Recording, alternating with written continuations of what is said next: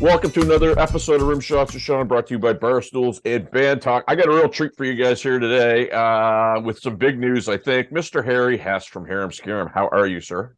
I'm doing great, thanks. So we want to come out of the gates hot. I saw a post, I think it was a week and a half, 2 weeks ago. You guys have a very special box set that's coming out in commemoration of a very special album. Why don't you tell my viewers about that? It is the 30-year anniversary of our Mood Swings album, and to celebrate that, we decided to remaster it, put it out on vinyl for the first time ever, by the way, and also include a CD remastered, 5 acoustic bonus tracks on the CD, a poster, some pictures, some drink coasters, Harem Scarem sticker, if I already didn't say that, and some other crap. Well, that's and lots of digital stuff as well. And the last thing I'll add is that you can get this on singmarket.com, and if you hit buy now, you get a digital version of everything. So although you might have to wait, 8 to 10 weeks to get your vinyl delivered to you, you get a digital version of it right away, which means like MP3s of the record. You get the bonus tracks right away. You get a making of video. You get all kinds of digital stuff as well. And then the physical stuff gets delivered to your door in 8 to 10 weeks. That's a huge package, man. And I mean that album, certainly it was a big one for me, and Canadian music. I wore it out. I probably went through 3 CDs, no question. I got a little bit of history with Harem Scarem. I don't know if you guys remember. I opened for you twice in Halifax at the Old Misty Moon. Oh wow, the Old Misty Moon. Yeah. Yes, I remember it well. First album, and then the second album. But I remember, so we always used to go in to watch the sound check of the headliner because they would go on first. I was late for some reason, and I walk in, and my guys are looking all dejected, and I'm like, well, what's up? These guys are amazing. You're going to blow us up. And I hadn't heard you guys, and then you came out, and I think you did a version of Radar Love, and then you did something else. But I just remember you guys being total pros, and not, I'm not going to say not used to saying that, or seeing that, but not used to seeing that in our neck of the woods. You guys did a lot of work on that first album to get that thing going. Yeah, you know what? We played a lot. And I mean, I guess that's weird now, but not back then. I mean, the bands before us coming up, they would go and do 200 shows out of the year. That wasn't weird to hear that friends of mine that were in quote unquote bar bands, even, that weren't even making records, but they were out touring and playing and doing a lot of covers. And we were too in the beginning because, you couldn't get booked just doing original material because, the bars would be like, no, we want you to do Van Halen and Bon Jovi and Aerosmith and whatever else was popular at the time. So, there's pros and cons to all of that. But, the pros would be that you have to at least come up to that standard of being able to play songs that are on the radio that are hits, and you are quickly informed about how that works, right? So song structure, arrangements, just in general, when you're playing great songs or number one hit songs all the time, it hopefully gets embedded in your brain about what's going on with these, and you can at least formulate your own opinion on how to do it and make it a little bit unique. But at the end of the day, I don't regret any of the time that we spent in the bars doing covers, and we did a lot of it. Yeah. And what is it about the Oshawa area? Because you guys are from in and around Oshawa originally, correct? Yeah, around that area, within like a couple cities apart and stuff like that. But well, I used to play the old Janosh Hotel, but we won't talk about that right now. Right. But what is it about that area? Because Daryl Miller from Coda Wharfs is from there, and I've met a lot of people doing this podcast that I spent a lot of time there, and I never bumped into them. But what is it about that area that breeds so many musicians and good musicians? There is nothing else to do. Fair enough. Yeah, no, it is one of those, and I mean, it's funny, like even being in Canada, it's a bit of a thing where, there's so many months of the year where you're kind of locked in, and, you're trapped a lot of times. You don't want to go outside. And I know so many musicians are just kind of happy to hang out in their house or their basement and practice, record, write. And kind of no different for me. I just remember spending a lot of time, working on my own and then together as I got older with other musicians. And it just felt like the thing to do. And you're right, there was a community. And, coming from there, I didn't really realize it, but like everybody kind of played an instrument or was in a band or was trying to do something like that. So it really felt that way. So even in Toronto, it was all about, going to the Gasworks, Larry's Hideaway, Rock and Roll Heaven. Like that was our lives, right? So I didn't get to Toronto, like live there till about 93. So I was when it was the new Gasworks, but they used to do the Sunday night jam every Sunday. And it was cool because it was a one time of the week where all the musicians could get together, network, you could find gigs, you could, meet up with different people to write tunes. And it was a pretty cool vibe. Yeah, absolutely. Definitely a community. And that went on for many, many years. And yeah, I mean, I would definitely say that's one of the stronger points of like the Canadian music scene. Maybe it was focused and concentrated in that downtown core area, but like you said, even being from that Ajax, Whitby, Oshawa area, it felt like it was open to us and, just a drive down the highway. So that first album comes out, and obviously, you guys were another band before that, and obviously any band that kind of goes through the whole record label process, there's changes, and you got to do this and you got to do that. Do you remember from the time you started it till the time it was, I guess, finished and ready to go out, how much time you spent on it? On our first record for Warner? Yeah. It wasn't really that long. And even like, talking about our bar band days, I mean, we were, I want to say like 18 or 19 when I started Harem, Scarem. We were signed by the time I was 20, and the first album came out when I was 21. So, looking back, that was a really short amount of time. But at that time, it felt like a big chunk of our lives went into, getting that stage. So, the songs that were written that ended up on the first record were songs that, I wrote even when I was like 17, 18, 19, because they were written more like a songwriter's kind of approach to getting into the music industry. That was what I was doing. I thought I would just co-write with a bunch of people and be a songwriter and then put together Harem Scarem, more so to kind of like get, bring these songs to life. And then we started playing live and it became a thing. So it was really a weird, convoluted way of going about being in a band and getting a record deal and putting it out. But to answer your question, probably around 6 to 8 months from beginning to end of that whole record making process, but it included getting a record deal as well. So we're just getting started. We're going to end this segment. We're going to come back with Mr. Harry Hess, and we're going to go pay some bills, and then we'll be right back after this. Welcome back to Rimshots with Sean. I'm here with Harry Hess, and we were just covering the first album. And, you said 6 to 8 months.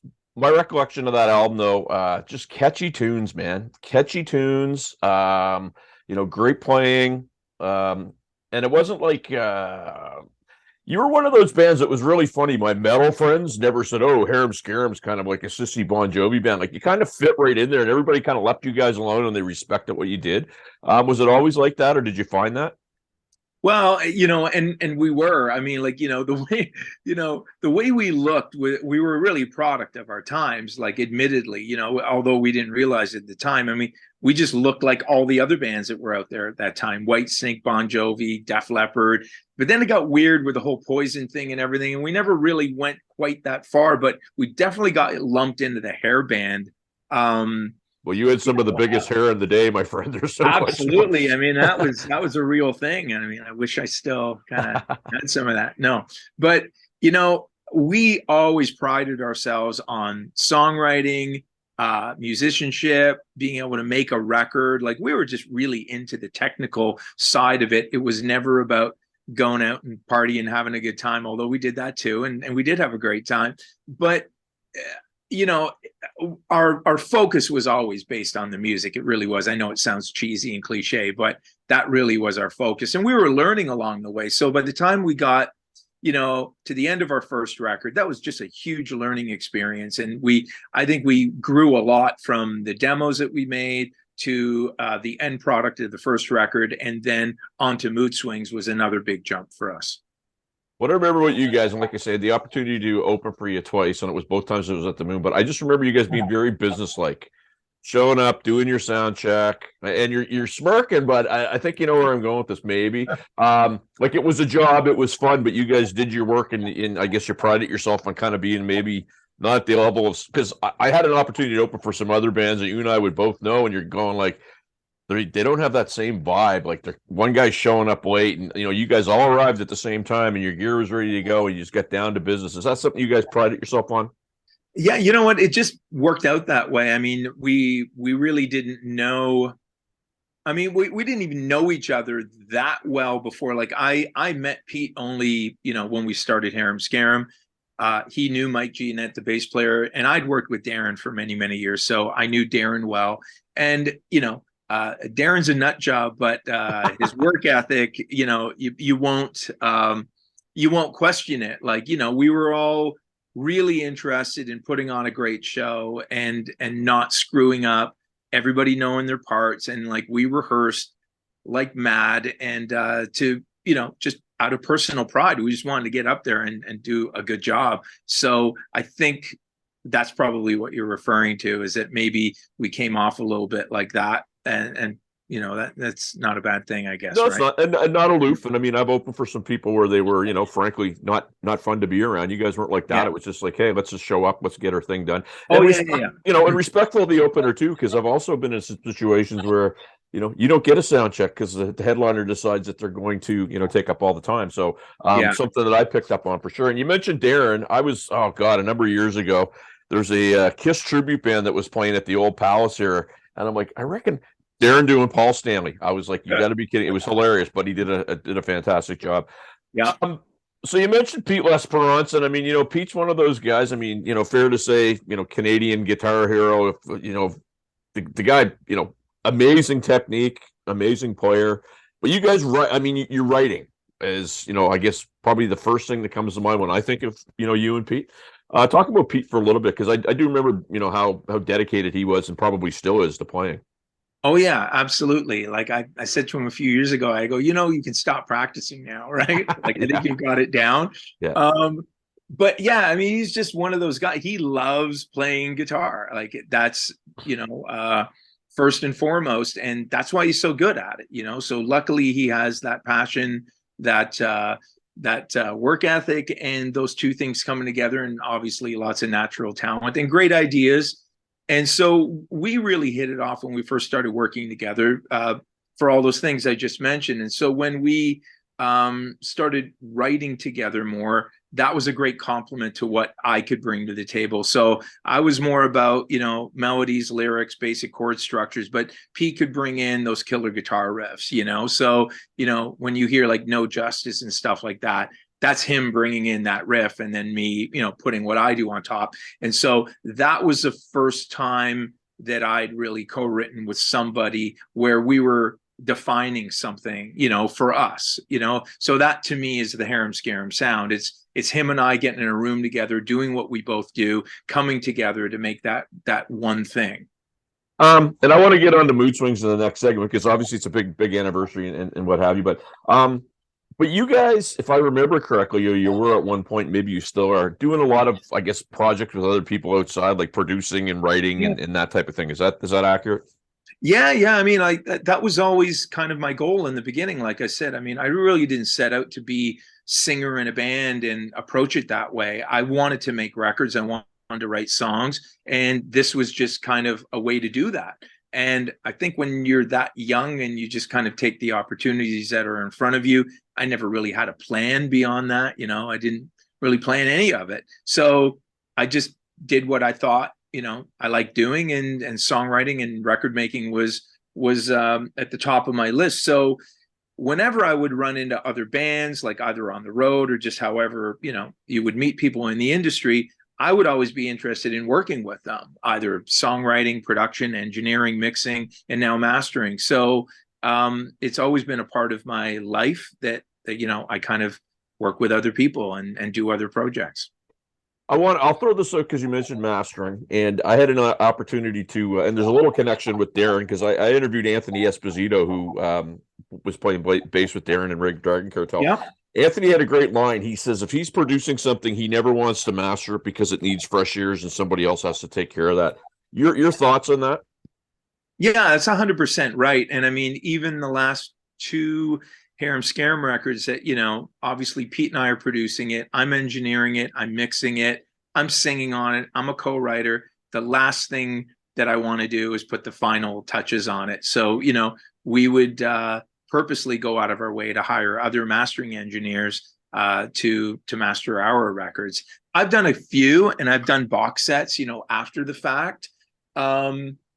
Just because I'm that far removed from it at that point. But when you just finish a record, it's kind of the last thing you want to do is now hover over it and do this fine tuning and just putting it together. It is really great to have. I mean, it's got to be a quality person, and of course, we seek those people out, and we've worked with some of the greatest mastering engineers in the world, and so that's not by accident. And yeah, definitely, like to have somebody else come into the end, and even just to even reassure you that what you think you're hearing is what you're hearing is very valuable. Absolutely. Hey, we're going to take one more break, pay some more bills. We're going to come back for our last segment after this. Well, we are back with Harry Hess, Harem Scarem, and on Rimshots to Sean. And so we, at the first segment, we mentioned Mood Swings and 30th anniversary. I can't believe that album is 30 years old, man. Like, you start thinking about that and you go, holy smokes, like where did time fly? But that thing comes out and it's like, it still sounds like you guys, obviously very distinctive voice, still sounds like Scarem, but a little grittier, a little edgier. Maybe the songs are a little bit more, I don't want to say technical, but a little more put together. Did you guys just write that, or was that a direction that you purposely decided, hey, we're going to do something to go maybe a little left to center with it? Yeah, I mean, we've always tried to, keep evolving and doing, something that excites us, so that was always the premise with regards to, if we could kind of even like, get in a room and blow each other away, that was really kind of the goal. We thought, well, if we like it, maybe some other people will like it. That was kind of it. And from a musicianship standpoint, yeah, we always tried to make technically, great records, and we spent a lot of time laboring over them. Whether it's, engineering, production, or just the actual playing and singing. So, we were making records back in the day to tape. There was no auto tune, there was no fixing anything, there was no just copy and paste easily, right? Right. Everything on Mood Swings and all those records, probably up until even the late 90s. I mean, that's us, that's us playing every part beginning to end and making those records. So I'm proud of that fact, and then coming from that era, I'm just mindful of, the record making process today, and that there's a lot of crutches. I don't want to say it's easier, because I don't even think that it is. Spend just as much time on records as we used to, but we're spending time doing different things. And even though it's a world of auto-tune these days, it's not like it's really going to help you to the point where if you can't sing, you can't sing.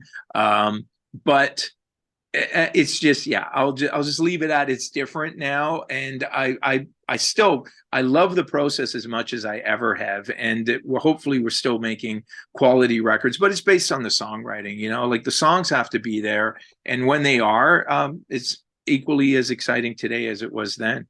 Well, in the words of Eddie Van Halen, good is good, and that is all. But you bring up a very important point that I think sometimes is missed with where technology has taken us, and the fact that, I mean, you could still do punch-ins with drums and punch-ins with guitar back in the day, but there was a time where if your song was 4 minutes and 52 seconds long and you boned something at 4 minutes and 19 seconds, you might have to go right back to the beginning and do an entire take.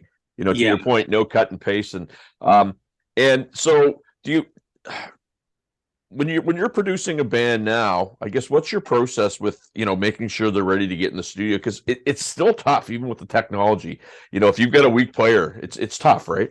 Yeah, really, really hard. And you know what? I mean, to be honest, it's budgets that are the biggest constraint, and that doesn't allow everybody to get into a room together, go to a studio together. So a lot of the records that I'm involved with now, and even the ones that I deal with in the end stages from a mastering perspective, because I talk to the artists and the producers. I mean, some of these things, like none of these guys have ever met, like they're just sending files via email and Dropbox, and it's a little bit weird. The last record I made was out when I was in the studio with a band, was about 7 years ago, to be honest. Other than Harem, Scarem, Right.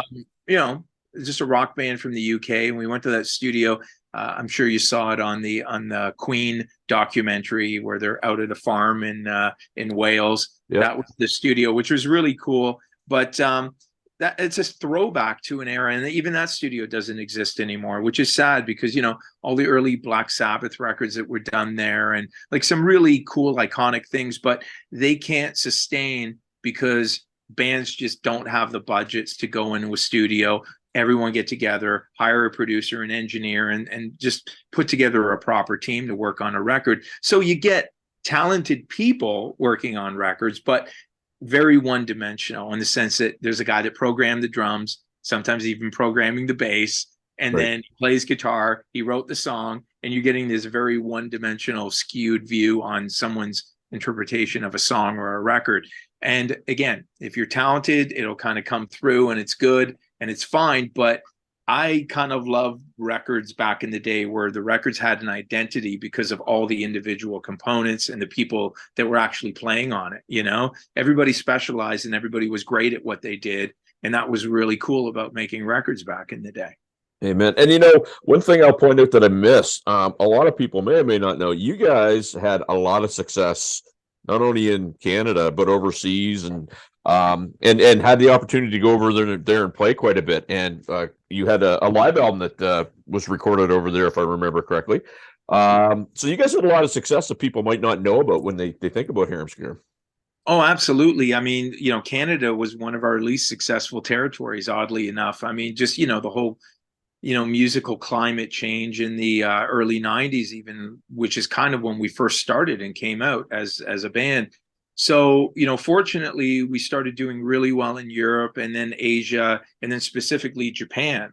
But, you know, we had our first gold record in the Philippines and like just really territories that you wouldn't imagine that, you know, we would just come out and break out in. And so we spent a ton of time going over to Asia, Europe, and just playing over there and did really well. And great experiences that, yeah, you know, you have Loved to this it. day, right? Yeah, absolutely. Yeah. So, a couple things, Harry. We only got a couple minutes left, but I'm going to get you one more time to you know, tell everybody where they can get the box set. But you're with regards to your studio now, and you're sitting in it. How much work are you doing? That's probably a full-time gig for you, and you're probably busier than you can handle. Is that an accurate statement? Yeah, I mean, all day, every day. There's multiple projects going on, and you know, like, you know, I've been doing this a long, long time, so I've got lots of friends in the Yep. music biz, and they send me stuff. And the cool thing about technology is that I'm doing records from all over the world. You know, so lots of clients in the UK, scattered around Europe, and then, you know, lots in Canada because, you know, I'm in the Canadian music industry. So most of my friends that are producers, engineers, mixers that send me stuff to master, they're based out of Canada. So yeah, just very grateful. And not doing it for the exposure, which is nice too. So, No, I'm done being exposed. okay, one more time, my friend. Where do my folks get this? I'm really excited about it. I'm going to order it myself. Where are they going to get the mood swings? Singmarket.com. That's Awesome. where you can get it. As you can get the whole bundle, and it'll be delivered to your door in 8 to 10 weeks after you order it. And like I said, you get all the digital stuff that you're buying when you hit buy now, and it's a cool little thing. Awesome. Well, you know what, my friend? Thank you so much for doing this. We finally got it done. Best of luck to you, and we're going to have a conversation that nobody's going to hear about after. But thanks a lot. Anytime. Thank you. Harry Hess, kids. Talk to you soon.